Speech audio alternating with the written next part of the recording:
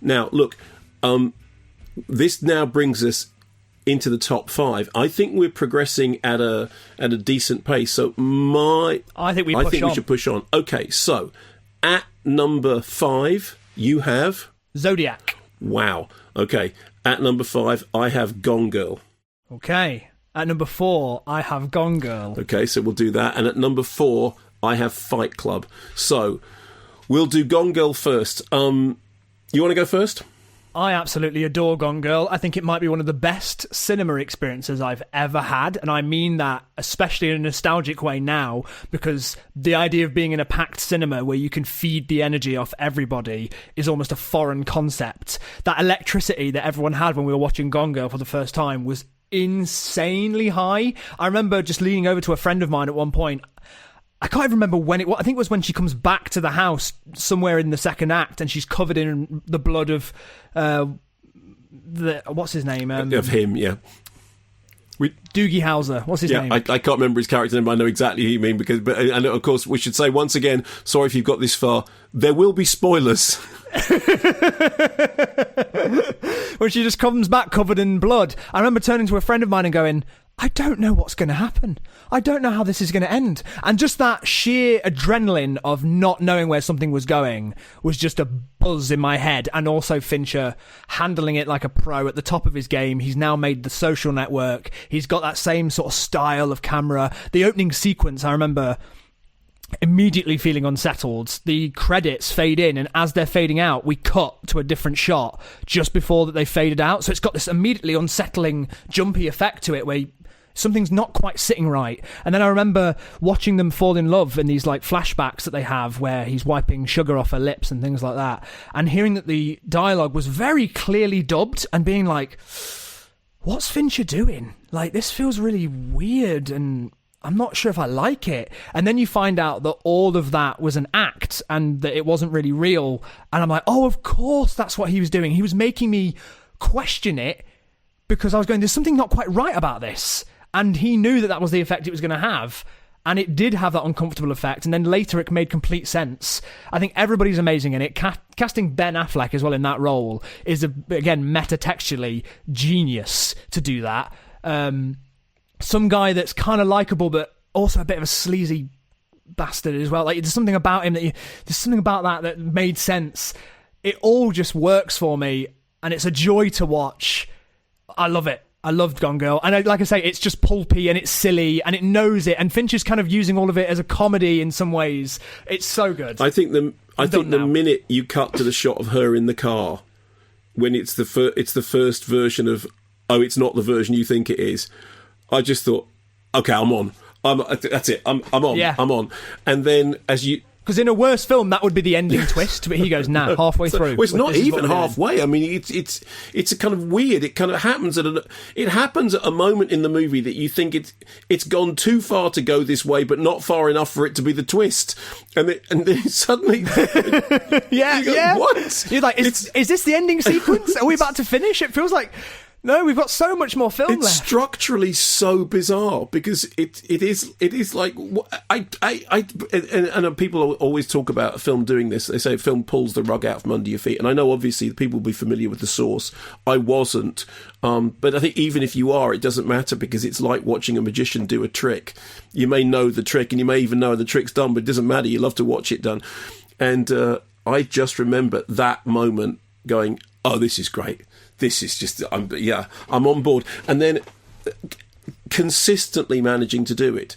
So there are later moments in the film when things happen quite spectacularly in a kind of Verhoeven-esque style, because there's a lot of Basic Instinct in that film. I mean, I know that people sort of shy away from it, mentioning Basic Instinct as a good thing, but there is a lot of Basic Instinct in that film. But I think that's totally right. I think he wanted to just make a silly, pulpy film, but he's still going to make it like David Fincher, so it's going to be shot beautifully and it's going to be structured in a really interesting way. He's going to have performances that are really earnest and taking it seriously. Like, the characters in the movie shouldn't know that they're in a silly situation. They should be reacting like this is really happening, but we all know this is a silly movie. Like, I think that's what he gets pitch perfect. Yeah, it's just really good fun. It's really good cinema, and I really enjoyed it. And in fact, I went back and saw it again pretty shortly after seeing it the first time, just because of how much fun it was. So you got to the bar around 11 today. Where were you before that, just to cross that off? Well, I was home. I left at 9:30. I got a cup of coffee, newspaper. I went to Sawyer Beach and read the news. Did you visit with anyone there?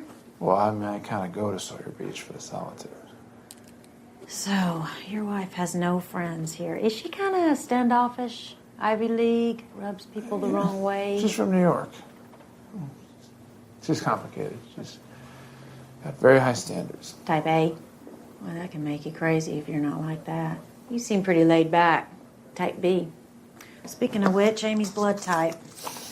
God, I don't know. I have to look it up at the house. You don't know if she has friends, you don't know what she does all day, and you don't know your wife's blood type. Sure y'all are married?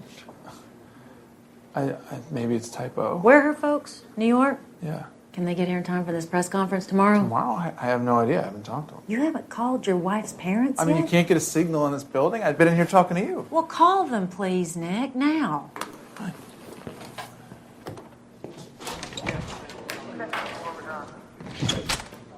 Should I know my wife's blood type?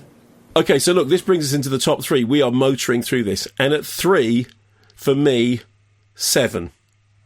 And well, okay, this is interesting. Number 3 for me is Fight Club. Okay, so we're still not a million miles away, because I had Fight Club at 4. I think we're going to finish in a very, very similar place. I think this is much more even than Nolan was. Yeah, it is. Okay, so let's do Fight Club, since we're both now. So for me, Fight Club was 4. For you, Fight Club was 3. You go first. Fight Club is something that I discovered both late and early in my life, so that to the point where it had been parodied and it had been ripped off so many times that the first time I watched it, I knew what the twist was before it happened. And not because I knew the twist was that they're the same person, or, you know, that's the basic way of interpreting the twist, is they're the same person, but because it was done so much in horror films, and you know, there was a time around 1999 to early 2000s where there was loads of twist about someone being the same person or having a voice in their head. Like A Beautiful Mind is similar to that. There's lots of that sort of stuff. Questioning reality was a big thing in the late 90s, early 2000s. And I've never massively enjoyed Fight Club until maybe this year, and it immediately shot all the way up my list as one of my favourite Fincher films. I always liked it, but I never got it, I don't think. And actually, as I've gotten older, and we'll get a bit personal on this podcast, why not? Strap in. Since doing like therapy and things like that, and looking into myself and being interested in psychology and the way that personality works, like looking into Jungian psychology, and I know enough stuff has been said about Fight Club and Jungian psychology until the cows come home. Like, I'm not going to be the first nor the last person to make this comparison, but as soon as I was more clued in on things like that, there's an idea in Jungian psychology of the ego, which is the thing that you want to present to the world, and then there's the shadow self, which is the stuff that you learn from an early age that you're told not to do. So sexual stuff, like anything that would be deemed not worthy of public facing personality, you put that into the shadow. And good stuff can go into the shadow, like your aggression can go into the shadow. You can think that that's a bad thing to do, but actually being aggressive can show that you are, you know, not to be taken seriously in a situation, not to be aggressive, not to lose your control, but to be able to do it in a healthy way, to integrate it. Anyway, and I think there's a lot of exploration of that in Fight Club. I think all of it is just that. Jack, or the narrator, is at a point in his life where he is completely separated from that side of his personality. He's put it so far away that he's become this dull, boring pushover of a person. And in order to break that out, his personality splits almost and becomes a separate person.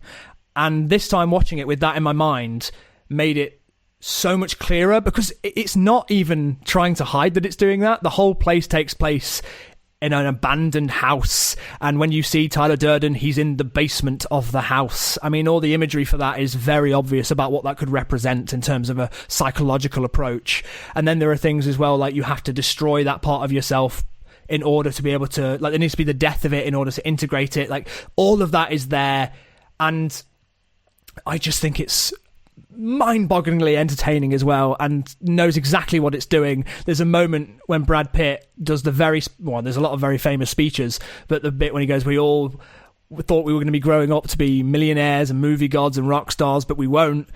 And you're like, that's Brad Pitt saying this to Jared Leto. So it's like he knows on another level what he's saying as well. And there are things in it that stuck out to me more on this watch. This is a few months ago now when it started to like really, really click. Was like the moment when he's with his boss, and when he beats himself up and we watch him do it. For a long time, I thought he was conscious of that. I thought he was consciously doing it because he knew it'd get himself, like he'd get his boss fired. And I watched it this time and I realised, no, he doesn't know. He doesn't. He thinks that his boss is really beating him up, and that's what was scary about it.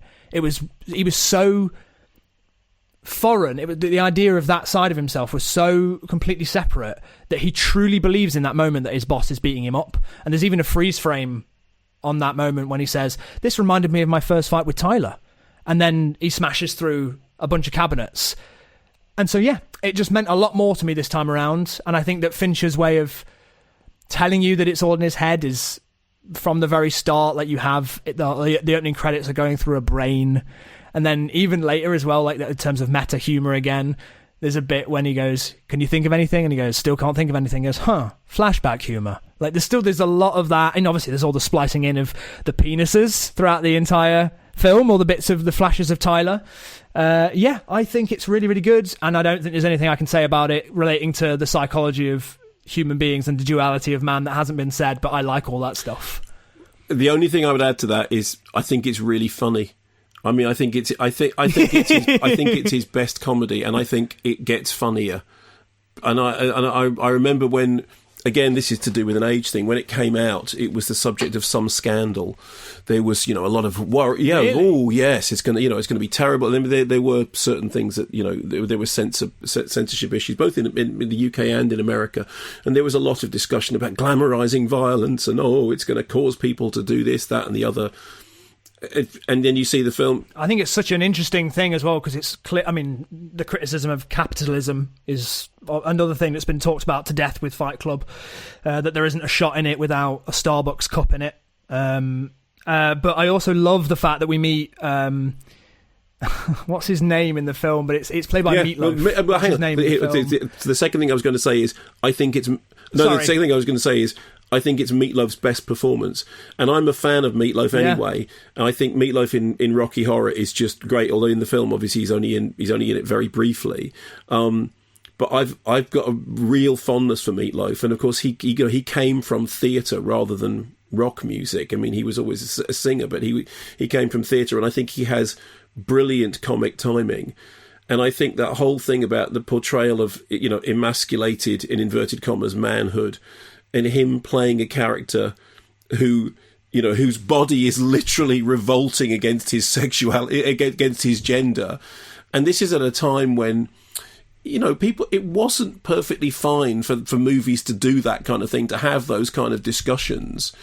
And I think it's really interesting now when you look at, one of the things that I think has been most positive about the last few years is that definitions of gender have really changed in the public perception.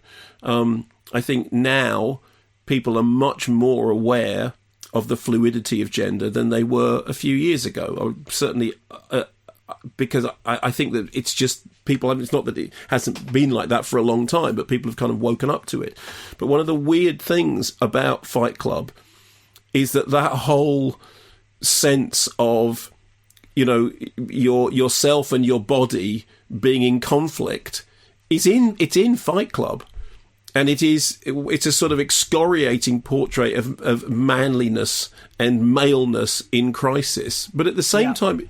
That's what I was going to say, is that I think that moment, Bob's character... That's his name, Bob. It just literally came to me when I wasn't thinking about it.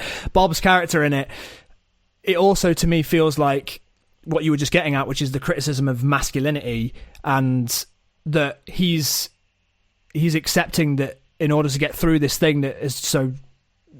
devastatingly that's happened to him, he's actually embracing femininity and sharing feelings, and he's in this space where he's crying openly and embracing people. And he also, in terms of metaphorically, he has boobs, so he has something of femininity literally on him. And actually then later in the film he says, I found something better, and that turns out to be a fight club. So he feels better after punching men in the face. If that's not a criticism, I don't know what is. That's exactly what I mean about it's one of the funniest films, because those things are. Even when you explain that, it's a gag, and it's a pointedly funny gag, but it's a gag with a point. It is about deconstructing masculinity and deconstructing that gender identity thing, and in the end, absolutely scathingly laughing at the idea of the constructed macho persona, and getting Brad Pitt to play it. Ultimate man. I know. Jeez. And then Brad Pitt himself looks at an underwear advertisement at one point that he would be on, and probably has been on, something like that, and just says, "Is that what a man looks like?" And is just constantly like this weird conflict with what he's saying and who he is. Yeah. But all that stuff is funny, and then at the end, when the thing happens, that's funny as well. And you're actually thinking, I actually can't believe this. It's so wrong that this is funny. It's so completely wrong. And of course, actually, the whole thing about the way in which it's done is, I think anybody who takes that end literally is not watching the film. But it is, it is that kind of, that, the glorious anarchy of comedy, which is that you say the unspeakable thing and you make it funny. And that also, I think Helena Bonham Carter is absolutely brilliant in that movie. I'm a huge Helena Bonham Carter fan anyway. I think it's my favourite performance from her. I think it's certainly the most daring thing that she's done, but I just think you can imagine being David Fincher going, this film is really out there. It's really, we need somebody who's really... Is Helena Bonham Carter busy? I'll say one more thing about Fight Club that I noticed this time that I really appreciated, which was that Tyler Durden, I think, demonstrates the parts of the narrator's, resentments throughout the film as well, like things that you don't need to say, but you learn about the character if you pay enough attention. And I think he's extremely angry at his dad.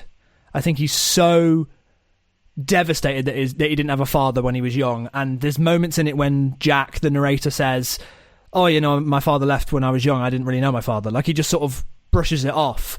But Tyler's really angry at his dad. Like, he's just got this thing throughout the entire movie about how much he hates him. And there's even a speech, another very famous speech, where he says something like, our fathers were models for gods. Our fathers were our models for God. And if our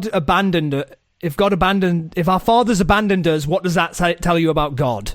Like, he's constantly just like furious at his dad, and he's blaming everything on him, but they never address it. It's just like sprinkled in, and I think that's really good character work, that they know exactly where Tyler's coming from the entire time, and it's just this petty little thing that he hasn't worked out, that he's really angry at his dad. What do you want me to do? You just want me to hit you? Come on, do me this one favor. Why? Why? I don't know why. I don't know. Never been in a fight. You? No, but that's a good thing. No, it is not. How much can you know about yourself? You've never been in a fight. I don't want to die without any scars. So come on, hit me before I lose my nerve. Oh, God. This is crazy. So go crazy. Let her rip. Hey, I don't know about this. I don't either, but who gives a shit? No one's watching. What do you care? Wait, this is crazy. You want me to hit you? That's right. What, like in the face? Surprise me. This is so fucking stupid. Into the top two. So my number 2 is Zodiac. You had Zodiac at number... I had Zodiac at number 5. Okay. What's your number 2? My number 2 is 7. Okay, fine. So I had 7 at number 3. So I'm also so pleased with what the number 1 is. Of course it is. Of course it is. Okay, so let's do Zodiac first. I'll go first on this. The reason I love Zodiac is because it's that thing about it's the anti-procedural. It's a film that is about procedure, and yet it isn't about procedure. You get the sense, because of the whole way of the kind of the mythology of the Zodiac case, which, as we know, had made its way into the movies even before the case was, anywhere near being sort of finished. And of course, I'm a huge fan of William Peter Blatty's Legion, and the Gemini killer in Legion is thought to take some inspiration from the Zodiac case. But the thing about the film of Zodiac is it's not about that. It's about everything else. So it's a procedural that is actually about procedure, but at the same time, it is not about procedure. It is about everything else. And I think what's so clever about it is that it's like watching a movie deconstruct itself in front of you.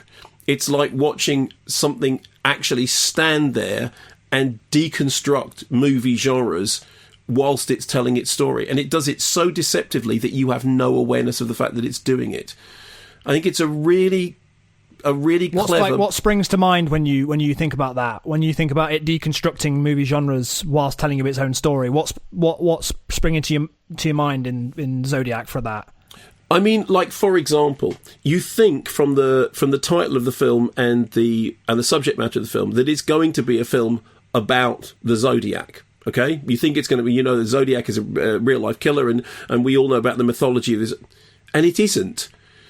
And then you think, okay, well, what it's going to be about is it's going to be about the case for hunting down the Zodiac, and narratively that is what it's about. It's about this case going cold and then not being let go, but it isn't about that either. And then there's a moment when the case kind of gets solved so incidentally that you almost don't notice that it's happened, and then the film keeps going, and it's like the film is going, that's not what this is about. And it's all done, it's visually beautiful, and because one of the things that Fincher really understands, Brian De Palma always says, I'm the only Hitchcockian director, and you go, well, being Hitchcockian is not just to do with having shots that do this and shots. Hitchcockian is a kind of, it's to do with attention, not just a canted angle. Yeah, exactly. Yeah, it's to do with tension in the narrative, and I think that Zodiac is a brilliant example of the tension is not in solving the crime. The tension is not in the crime. The tension is in the narrative, which is always one step ahead of you. I've seen Zodiac 4 times now, and every time I forget which way it goes and at which point. There's a point about 2/3 through Zodiac when the film seems to have stopped. I mean, the film literally seems to have finished, and yet the central character, one of the central characters, they're in a central, is so obsessed that it kind of goes, oh, all right, and then it kind of gets up and carries on going. Yeah, I think that it knows that you're going into it being like, okay, this is a very famously unsolved case, so it could be anyone. And so from the beginning, am I right in saying that a lot of the murders in the first hour or so of the film are filmmaking interpretations of real police files? I, as far as I understand, yes, it is factually very, very on the money. And usually when that happens, there's a horrible element of exploitation in it, and I mean, we've seen enough serial killer movies, particularly in recent years as it happens, which do that kind of, true, this is like actually being at the crime. Yes. And yet the really impressive thing about Zodiac for me is that that's not the point. Well, it's almost as if they've gone to such trouble to make sure that all the frame... this thing about... I don't know whether you've ever watched The Crown on television, but one of the things about The Crown, they cost like $1 million an episode. And one of the things they do is that they have all this kind of historical research. Obviously, all the sort of personal conversations are made up, but the actual factual stuff has to be right. So they go and get the documents. So when the Queen is signing documents, they make sure that they've seen the actual documents, and the stuff that she's got in front of her is a proper replica of the proper documents that she properly could be signing, so that no historian could go, oh, well, that's the wrong quill or that's the wrong thing.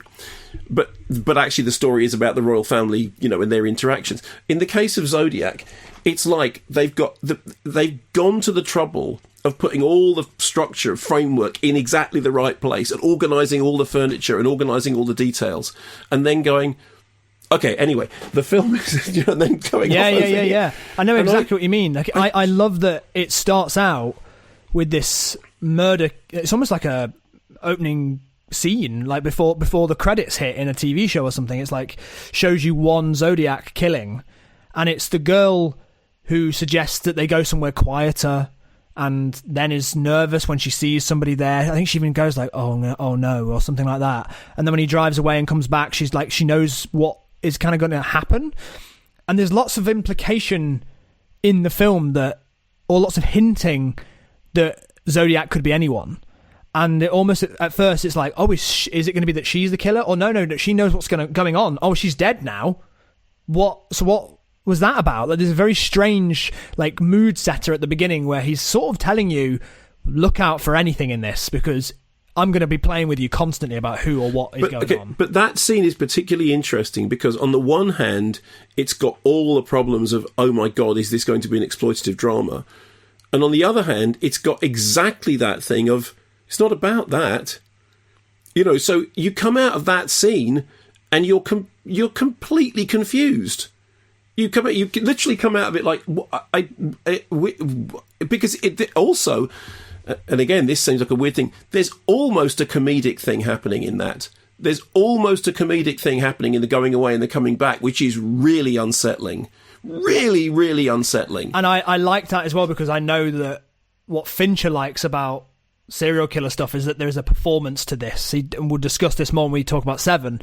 But when people are doing this, they're doing it because they like it. And they're not doing it for any other reason. And all of Fincher's serial killer characters are all of his characters that are passionate about something, they are doing it because they like it. And he knows that when he has that car drive away, he knows that he's creating tension in somebody. So when he comes back, he knows it's going to be they're going to be even more frightened because they thought they were escaping danger, but they aren't. Sergeant Mullenix. Sergeant Paul Avery from the San Francisco Chronicle. I just want to check if you had an unsolved firearm-related homicide on Christmas and maybe one on July 4th. Shit. You guys got one too? Confirmed. VPD, they confirmed the shootings. Al's on the phone with the Examiner. They got the same letter with a different code. Also, the Times Herald. Christmas. 2 teenagers on Lover's Lane, both the OA. David Faraday and Betty Jensen. July 4th, Darlene Farron and Michael I think it's Mayhew. Anyway, he lived. She didn't. The murder weapons? Ballistics. Everything he said in the letters match. I mean, I think the Times Herald is going to go with it. The Examiner's going, but won't go front page. I say let's go front page. If he kills 12 people, it's not our fault. Robert, we need the car too. You're not finished? No, I'm finished, Carol. I'm finished. Terrio's still here. Really? The first edition is off the floor in 10, Charles. Give us a sec. Okay, replate. We'll go on page 4. What do you say, $20, whoever cracks the psycho's name? He won't give his name. Morty's? Anyone? Where I'm heading. The title of this little confusion is Space. This driver thinks she's found a soon-to-be free parking space. But is the car in her space actually leaving? The lights are on, but is it going home? She's confused. Free really means free when you choose a free Confused.com reward with car or home insurance. Get £20 off at Domino's, lastminute.com, Halfords, or £20 of Shell fuel. I'm not confused. I'm Confused.com. Available on single annual policies. Shell Go Plus account required. Excludes Northern Ireland for T's and C's online. You know that hum of the engine as your S-tronic transmission shifts from 6th to 7th gear? Or you know when cornering, that feeling of quattro keeping you slotted to the road? At Audi Centres, we know it too. And at your local Audi Centre, we'll help you keep it that way. Whether it's with a free health check, or fixed price service plans, or paying in interest-free instalments by Auto Service Finance. Book online now. No one knows your Audi like an Audi Centre. Terms and conditions apply. Administered by Volkswagen Financial Services, Free Post Audi Financial Services.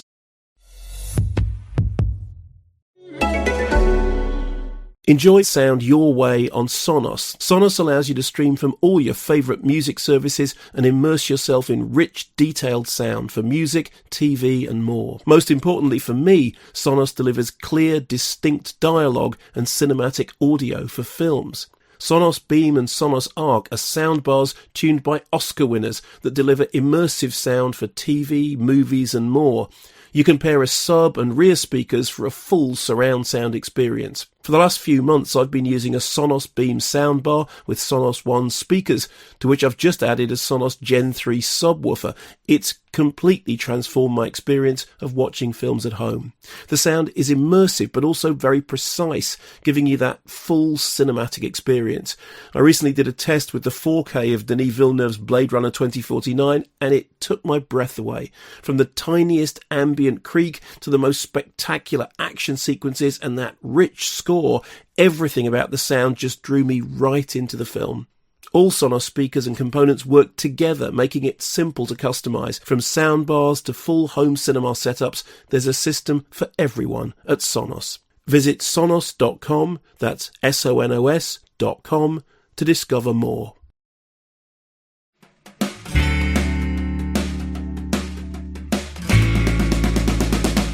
So Jack, since you brought it up, so now let's do 7, because I think the joy of this is we're both on the same page at number 1.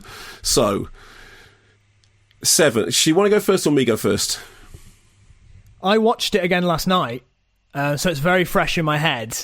And okay. I don't know how many times I've seen 7. It's got to the point now where it's definitely, you know, in the 20-somethings, if not more, because I've probably just had it through most of my life and always thrown it on.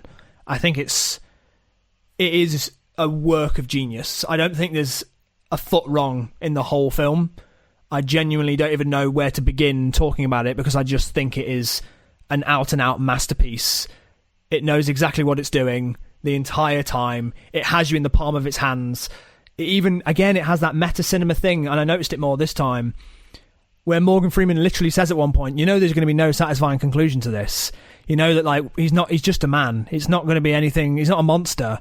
And then the film gives you one of the most satisfying conclusions. So it almost like reaches out to you and goes, just settle your expectations, all right? And then it blows your expectations away with that amazing final scene, again, that's been parodied to hell. But everyone's so good in it. It sets it all up beautifully. No one sees it coming who hasn't seen it before. It is such a brilliant combination of crime, horror, thriller. The performances are great. It all makes sense. I think it was, and correct me if I'm wrong, it felt like the beginning of movies like this where the villain is making a point. Like he's making a larger artistic, dramatic point about something. And that is absolutely, like, you can see the knock-on effect with other movies that have come after it, like The Joker, like him, you know, We're Not So Different, You and I, that type of stuff. Feels like it's all started from here. And I love the behind-the-scenes story that I'm sure you know, that Brad Pitt said he wouldn't do it if they didn't have the ending the way that it was, because they were planning on changing it because they thought it was too gross and too gruesome and too not fun enough, too pessimistic. Yeah, too pessimistic. So they were going to change it to like the dog's head or something like that. They were just going to change it to lots of different stuff.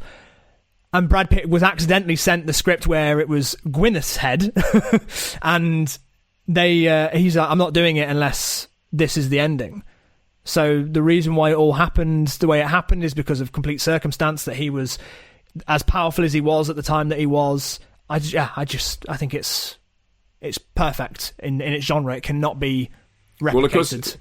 Well, because the most perfect thing is that you never see what it is anyway. And so the joy of it is it could be whatever they want it to be. And that's the real genius, is you know exactly what it is, but they don't show it to you because you don't have to. And they've shown you so much stuff throughout the entire film that there's constantly a tension that you're going to see Gwyneth Paltrow's horrible, disfigured, decapitated head. Yeah. But you don't, you know, and that's the. I don't know. I think that's it's really, really clever that you don't ever. it plays on his reaction. So the two things I'd like to say about it is, I saw it when it first came out. Again, I'm a lot older than you, and I think it's possible to forget this now. I don't know what the effect. I was really shocked by how nasty it is. I mean, I'm a hardened horror fan, but I was really shocked. I mean, the knife attachment is one of the most grotesque things.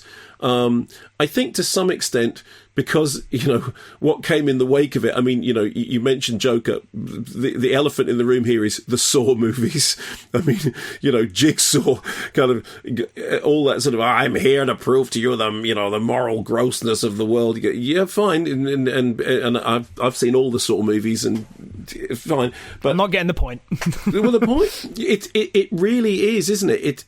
I was absolutely shocked when I first saw Seven, because the nastiness of the crimes. I mean, the sheer. Although what you see is to some extent quite fleeting. I mean, you do see graphic stuff, but it's also kind of fleetingly graphic. You do, no, I know, but it's also kind of. But it's shocking. It's genuinely shocking and horrible, because the thought of it is so horrible. The proper, genuine thought of it, and the nastiness, and that's what I mean about like David Fincher's criticism of people who enjoy this stuff, because I think Morgan Freeman from the beginning of that film almost feels like he's above this sort of situation, the grossness of it, and the exploitative nature of it, and how horrible he thinks it all is. He's like above it, and he doesn't like it. And even throughout the film, like the moment when they're about to go into Sloth's crime scene, which is a particularly horrible one, the SWAT team are about to break down that door, and you just hear Morgan Freeman say, "They love this."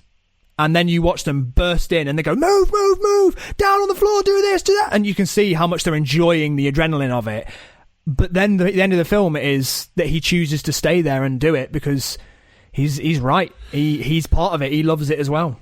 The other thing that, again, this is just to do with seeing it when it first came out, which is a long time ago now. There was a lot of stuff about what print of it you saw, whether you saw a silver retained print or not. And the print that we got shown in the preview screening was indeed one of the silver retention prints, in which the blacks were very black. Now, cinema technology has moved on so much nowadays that seems like less of an issue. But it was definitely true that when Seven first came out, there were the prints of it that were really expensive to produce, and there was, it was done with this silver retention process, which meant that the blackness of the screen was jet black, and the idea was that it created the impression that you were peering through a broken frame into somebody else's world almost. And Fincher worked so hard on getting that right, but only a certain number of the prints, a fairly small number, were processed with the silver retention process, which double washed it and did all this stuff. So it looked more remarkable in some prints than it did in others. And then when the film came to DVD and Blu-ray, Fincher was able to kind of correct it so that it looked more. So it was one of the weird cases when a film actually came out on disc and home viewing, formats, in which it might be the first time you got to see the film the way the director intended you to see it. Which, again, I know this doesn't sound like a big deal now, but back then, I remember writing a piece about this for Sight and Sound and going, this is really unusual. The whole idea that you can control what the image looks like in a digital version of it. But there are prints, you might have gone to see it at the Barnet Odeon, and it was an ordinary, an unspecial print that had run through a projector 50 times and was a bit crummy around the edges. Yeah, that's just like the colour correction and the grade is such a normal part of the process now. You can actually even record things now on cameras where you can change the settings after the fact, whereas back then that was absolutely not an option. But back then it was literally to do with the prints. It was to do with there was only a small number of the prints that were actually looked like what the film should look like. So there was, there was like discussions. Like I said, this is a long time ago. This is before the internet. Okay, people would have discussions about which print was playing where. I mean, that's how mad it was.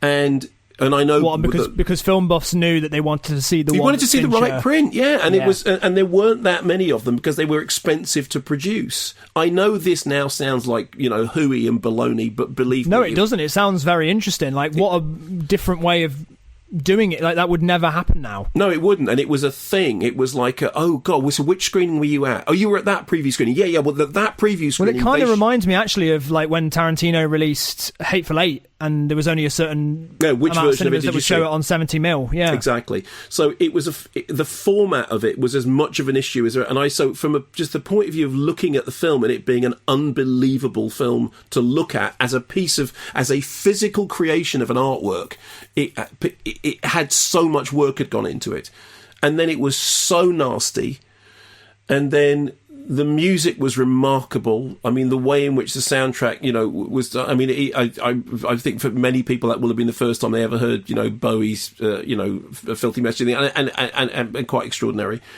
And then the Nine Inch Nails song as well over the opening titles. Yeah. And then the fact that at the end of it, when they go out into the bright sunlight, and you literally feel like you're being dazzled by that last sequence, which is where the thing happens, and everyone's kind of almost going like that because the cinema's been so dark for so long. Do you know some of the like beautiful like little Easter eggs? I'm sure you know loads of them, but like all those poles, or the in the final desert scene, they're all shaped like sevens. There's sevens everywhere. Oh no, good. That hadn't occurred to me. That is brilliant. And then finally, because we should raise this, it's the Kevin Spacey issue. Obviously Kevin Spacey is persona non grata now as a result of stuff that's emerged about his personal life, and people always ask, the question about, well, what does that then do to the art? I'll tell you what it does to this particular piece of art. Yeah. What it does for me, a bit, doesn't it? No. I was going to say what it does is I completely forgot about it while watching the film again, because the film is. Right. Although I had it in my mind, I wonder how this looks now, because I don't think I've seen a Kevin Spacey feature film since all this stuff broke. Baby Driver, I think, was the last thing I saw him in, which was before all these stories broke, and I was going back to watch Seven because I haven't seen it for a long time, and I remember thinking, I must ask myself that question about, I never thought about it once. I just watched the film. And because the filmmaking is so extraordinary that you go, okay, the film is the film. I don't actually think about that being Kevin Spacey any more than I think about that being Brad Pitt and that being Morgan Freeman. I don't think there's a bit of Thelma and Louise, there's a bit of Shawshank Redemption, and there's that creepy bloke. I just think of them as the characters in the film. So do I. Yeah, it's at that point actually, and this is the first time, on a slightly different note, but still to do with who's playing them. It's the first time I didn't really like Detective David Mills very much. I think I've been blinded by the Brad Pittiness for a while, but I watched it this time and I was like, oh, he's a bit annoying, isn't he? Like, he's a bit like, you got like young, peppy energy. It's me and you, isn't it? Like, you're Morgan Freeman and I'm Brad Pitt. I'll take that. Oh, God, he's annoying. I'll take that. Wait a minute, I thought all you did was kill innocent people. Innocent? Is that supposed to be funny? An obese man, a disgusting man who could barely stand up, a man who, if you saw him on the street, you'd point him out to your friends so that they could join you in mocking him, a man who, if you saw him while you were eating, you wouldn't be able to finish your meal. And after him, I picked the lawyer, and you both must have secretly been thanking me for that one.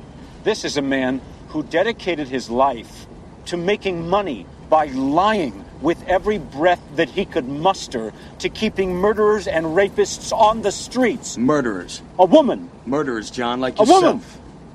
So ugly on the inside that she couldn't bear to go on living if she couldn't be beautiful on the outside.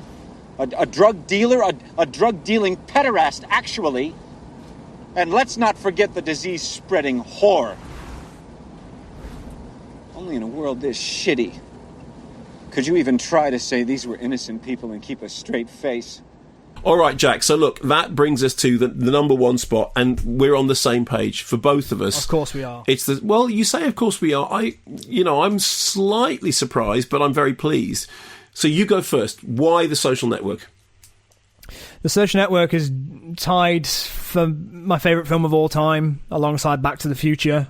It's a film that I saw that I feel like changed my life in some ways. Like, I watched it and I just got it instantly. And I remember, because I was in uni at the time when it came out, not many other people around me like knew why I loved it so much. There's something I've spoken about quite a lot to do with why I think it's so great, and it's zooming in on a scene and why I think all of the Social Network works can be seen in this one particular scene, and it doesn't feel particularly significant. It's not one of the scenes that you'd be like looking up online. It's not Andrew Garfield's big rant. It's not none of the monologues. It's not the it's raining outside scene. It's nothing like that.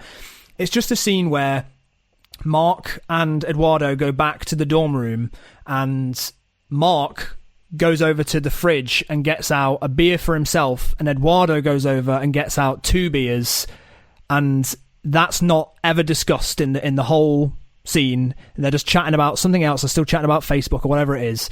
But the dynamic there just tells you everything about what's going on in this film. I'm out for me, and I'm looking out for both of us. And it's just one of those things that's never discussed, and I think that is just pitch perfect directing and figuring out how to elevate something. It's why I think Chicago 7 and Molly's Game, to an extent, aren't elevated films, is because I've seen somebody say this is not my thing, but I think it's perfect, that Aaron Sorkin is too good of a writer to be working with Aaron Sorkin as a director. Yeah, well, I agree with that. I agree with that. Of course, yeah. David Fincher, I think, went through this script with a fine-tooth comb and figured out exactly what every single line was about, what the intention was. He is known for being a specific director, and you can see in the behind-the-scenes footage of The Social Network how they created new ways of shooting this film. It was shot on Red, which I think is digital. I'm pretty certain it is a digital-only format. And they shot things like side by side, so they could like have an impossible camera move go between 2 cameras on one of the opening sequences. It's the fact that before they made it, the script was about 150 pages or something like that, and David Fincher was like, this is a 2-hour film, and the studio were like, we need you to cut some pages off this, and he was like, I'm not going to do that because I think it's perfect as it is. I'm going to have Aaron Sorkin read it end to end, and I'm going to time it, and that's going to tell you how long the film is going to be. And it was exactly 2 hours on the dot, and the film is 2 hours on the dot. And I have the screenplay. Hang on. I have the screenplay right here. Very good. And I've read it, and it is basically the film. And you might be listening to this being like, of course it is, it's a script. That's not the way it works. That's not the way it works. A lot of the time, what's written in a script doesn't get adapted the way it is. Things feel different when you get them on their feet. But this film is basically, word for word, the film that Fincher has made. And it blows my mind. Honestly, every time I watch it, it just is perfect. It's a perfect film. One thing I'll say now is that the twin CGI hasn't held up as much as you might think it might. If you watch it now and you really look at it, but that doesn't really matter. Okay, who cares? So please take it away. No, so I just like to. I mean, I agree with everything you said. I think the 3 things are important. Firstly, since you just raised it, the twin CGI for me was a perfect example of technology in being used in the service of the story, because I didn't know who Armie Hammer was, and I didn't know it wasn't two people. I thought it was 2 people. So you wouldn't be looking for it before it was I wasn't Armie looking Hammer. for it. I thought it was 2 people, and then somebody went, no, it's not. And I went, what? I mean, bear in mind, Dead Ringers had already happened some years before and had demonstrated that you could do this. But in Dead Ringers, I knew there was only one Jeremy Irons. I didn't know how many Armie Hammers there were. There's only one Jeremy Irons. But that's it. So when I was watching Dead Ringers, which was amazing, I mean, it's just like, oh my God, that's really amazing. And I was watching, it never occurred to me that it wasn't 2 people. It never occurred to me that it was a doubled up Armie Hammer. Secondly, there's the weird bit suddenly halfway through when you're in the middle of a rowing race. And the film literally goes, what? It's so bizarre. Set to the Hall in the Mountain King. Yeah, the other thing is, as being the person that I am, who has a fundamental distrust of Facebook, it managed to engross and entertain me. It's aged well, hasn't it? Yeah, it managed to engross and entertain me about a subject about which I could care less, and I thought that was really good, because I've always said the mark of a great documentary is a film that can interest you and educate you about a subject that you don't know or care about before you watch the film. And I think, although I think it's because The Social Network is dealing with like classic, dramatic, Shakespearean themes. It's like about friendship and betrayal and business. It's not a documentary. It is about those things, but it's also, I mean, obviously there are inventions in terms of everything that happens between him and the relationship with his girl. You know, there is clear invention. But it doesn't matter because the story isn't it. But I'll tell you the thing that I think, and I love the dialogue. I love Jesse Eisenberg. I mean, in a way, the issue is that I don't know that Jesse Eisenberg has ever been that good again, because I don't know that Jesse Eisenberg has ever been cast that perfectly again. Yeah. That kind of he was great in Zombieland, and he was great in this. Yeah, but it's just the perfect role. But the thing that really struck home for me was some time ago, my son showed me a video on the internet of a speech that Zuckerberg, the real Zuckerberg, gave, in which, and you'll know this, he famously slipped. He was talking about how people think that Facebook was run in a way that was kind of, all algorithmic and didn't really have any heart or compassion. And he said, look, I understand. I am human. And it was this. I haven't seen that. That's so funny. It's a glitch in the Matrix, and because of what I understood from the character in Social Network, I just laughed for ages about that. I used to be human.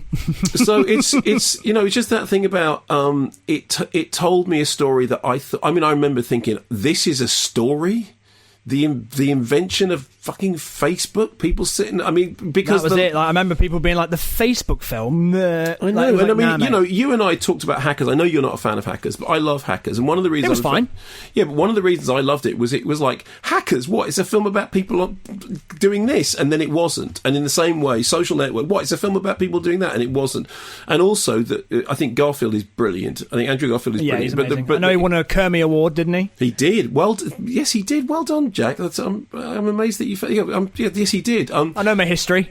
Yeah, well, and I am indeed history. But just that thing about to have a film in which the central character is so fundamentally unlikable, and yet the drama makes you interested in and invested in what happens to him. And I think it is a really good example of that. You don't have to be likable. The character does not have to be likable.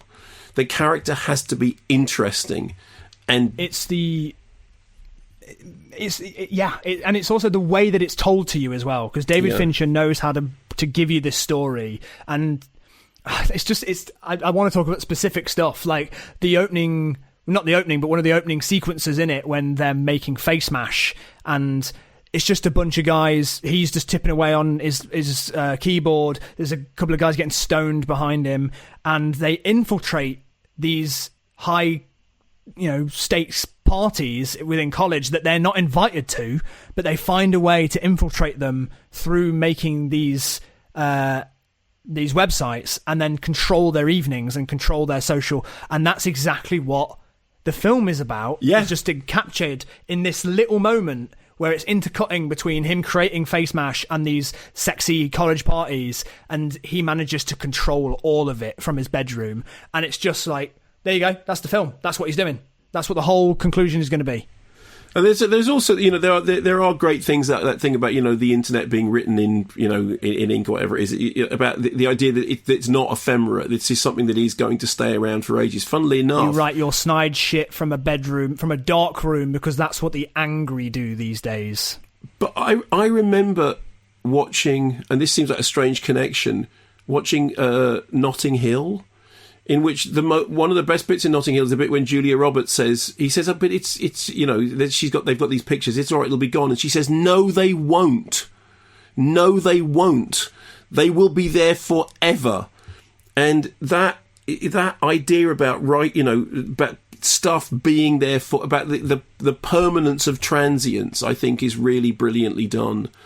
And plus it's really funny. Let's talk about the amazing soundtrack as well. Yeah. By Trent Reznor and Atticus Ross, who they thankfully won the Oscar for it, because this film, I think, in a rare case of the Oscars getting it right. Yeah, well, in an Oscars where they got it very wrong and didn't give David Fincher Best Director, and they didn't give him win Best Picture. Who did win Best Director? Best Director was Tom Hooper, and The King's Speech also won Best Picture. Oh, good Lord, I'd forgotten that. Wow, that's a decision that hasn't aged well. Boring choices. I know, right? Right? The director of Cats beat out David Fincher at the Oscars for The Social Network. Awful. Jack, that is shocking. I know. Yeah. But the score by Trent Reznor and Atticus Ross, I think, is a genre shifting, and I mean movie soundtracks, like in general, like shifted the way that soundtracks were made after The Social Network. I think Hans Zimmer's also got something to do with that. But there's no way that we would have had the amazing, bizarre tips and clicks and beeps that we got in Into the Spider-Verse by Daniel Pemberton if it wasn't for Trent Reznor and Atticus Ross doing it for The Social Network. No, like, the way that score was made is it's so different from anything else you'd ever heard before it, and it's just also, just on a personal note, perfect to do your work to. You feel like you're doing something important when you listen to that soundtrack and you're working on something that you're doing. Yeah. It really pumps you up. You signed the papers. You set me up. You're gonna blame me because you were the business head of the company and you made a bad business deal with your own company? It's gonna be like I'm not a part of Facebook. It won't be like you're not a part of Facebook. You're not a part of Facebook. My name's on the masthead. You might want to check again. It's because I froze the account? You think we were gonna let you parade around in your ridiculous suits pretending you were running this company? Sorry! My Prada's at the cleaners! Along with my hoodie and my fuck you flip-flops, you pretentious douchebag! Security's here. You'll be leaving now? I'm not signing those papers. We will get the signature. Tell me this isn't about me getting into the Phoenix. You did it. I knew you did it. You planted that story about the chicken. I didn't plant the story about the chicken. What's he talking You about? had me accused of animal cruelty. Seriously, what the hell's the chicken? And I'll bet what you hated the most is that they identified me as a co-founder of Facebook, which I am. You better lawyer up, asshole, because I'm not coming back for 30%. I'm coming back for everything. It is an interesting thing. I had completely forgotten that that's good. I'm just going to play you this, Jack. I'm going to play you this down the phone to Kate. So hang on. But it is going to bother you because you're human, and I was human. I am human, but I was just referring to... You hear that? Oh my god, that is so bizarre! Isn't it great? I'm just gonna play it to you again because it's the glitch in the Matrix moment. Here we go. The voice of Mark Zuckerberg. But it is going to bother you because you're human, and I was human. I am human, but I was just referring to myself in the past. Oh my god! There we go. And I am human. and the point is that would not have meant anything to me had I not seen Social Network because so. And what you're saying about the clicks and bumps of the things, it's almost like the soundtrack knows that. Yeah. So this is actually one of the things that's different in the script. I'll try and get the exact wording, actually. Is that in the beginning, after they have that big argument in the bar, and then when she leaves, and then we have the beautiful opening title sequence of him going back to Harvard, and all that emotion that's in his head is just not, he's not coming out. He's just jogging back to his apartment, to his dorms. In the movie, it's this single piano sound, very famous dun dun dun, but with like a long groaning underneath all of it. In the in the script, I'm pretty sure it says something about like here we go. I'm pretty sure it says something about loud thumping music, and that was supposed to be what it was. Oh, hang on. Pulsing into Paul Young's Love of the Common People crashes in. That's very different, isn't it? That's one of the things that Fincher was like, I'm gonna I'm going to make it better than that. And what's lovely is not even Love of the Common People, but Paul Young's Love of the Common People. And also, isn't it interesting as well that at the end of the movie, Erica Albright is on Facebook, and that it's just very interesting to me that the movie finishes in a place where like he's kind of won. Like he's got her on the thing that he's created, but he's also alone and gains nothing from that. Is there anything else we can say about The Social Network that hasn't been said? It's amazing. It's a masterpiece. It's everybody's favourite film of the 2010s. Everyone knows now how good it is. So look, let's do a rundown from 10 to 1 of our ordering. So for me, number 10, Benjamin Button. Alien 3 by default because I haven't seen it. Number 9 for me, Alien 3. Panic Room. Number 8, The Game. The Curious Case of Benjamin Button. Number 7, The Girl with the Dragon Tattoo. The Game. Number 6, Panic Room. The Girl with the Dragon Tattoo. Number 5, Gone Girl. Zodiac. Number 4, Fight Club. Gone Girl. Number 3, Seven. Fight Club. Number 2, Zodiac. 7. And number 1, Social Network. The Social Network. You know, it's actually surprising how much that's measured up. And we are... It's kind of lined up well, hasn't it? It has, and we are from completely different generations. You are a digital native, and I am a, whatever they call it, a digital incomer or whatever it is. We are literally from different generations, and yet we have ordered those films in very, very similar ways, which I think says... I was so nervous that you were going to have some sort of... Yeah, like I say, a Dark Knight Rises moment again, where you're like, I think Curious Cases in the top 3. Stop referring to it as a Dark Knight Rises moment. I have to tell you this. My son, who was he's out... been messaging me about that. Did he? Oh, okay, I didn't know that. I was here he was in the kitchen, and we were having the thing, and I came out, and I hadn't realised he was next door. He said, "Did you say what I think you just said?" And I went, "What?" And he went, "About that." I went, "Oh, you heard that?" He went, "Yeah." And he was genuinely shocked. He was like genuinely shocked. I think a lot of people who listened to that were shocked that you put The Dark Knight last in that trilogy. I think that is a bizarre stance to take. The difference is, Jack, a lot of people that listen to it aren't my son. Like I don't mind. I don't mind anyone being appalled, but he's my son. You'll never forget the look on his face when he found out that you put The Dark Knight last. I will never forget the look on his face. He texted me about it. Yeah, well, and in a way that clearly very rattled. That kind of makes perfect sense, Oi! I said you can come stay with me anytime you want. Yeah. Okay, well, Jack, that was really good. That was really good fun. We've run over. We've gone longer than we should have done, but I think it worked out well. And we've kept people company in these trying times. And I'm sorry, just because I think it's so perfect. I'm just going to sign off by saying, okay, if you've enjoyed this podcast, thanks very much for listening. Remember to subscribe. Remember to do all the things that none of us ever knew about. Send before, us a tweet. Let us know what you want us to discuss if there's anything. Exactly. I'd say go to the Facebook page, but I don't have one. Or if I do, I don't understand what it is. There we go. I don't go on it. Don't understand what it is, how it works, why it works, or anything like that. But I'm sure it's all fabulous. And go to our Patreon page. That's nice. It's got a video of me and Jack doing this. And I'm going to leave you with this. It is going to bother you because you're human, and I was human. I am human, but I was just referring to Oh, it's the gift that keeps giving.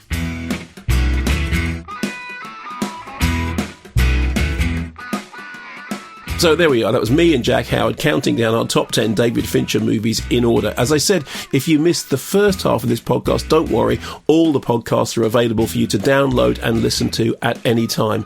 Thanks for listening to this Kermode on Film podcast. If you've enjoyed it, remember to subscribe, remember to tell your friends, and remember to keep watching the skies.